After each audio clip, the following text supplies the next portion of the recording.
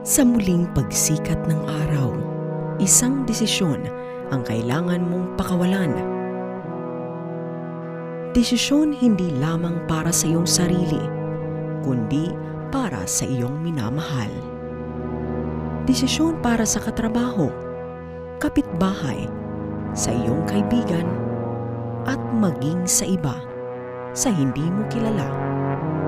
Desisyon para sa kinabukasan ng mga bata, sa mga nangangailangan, sa mga pinagpalang lubos, sa mga kapos, sa mga walang pakialam, sa mga magtatapos na, sa mga magsisimula pa lang.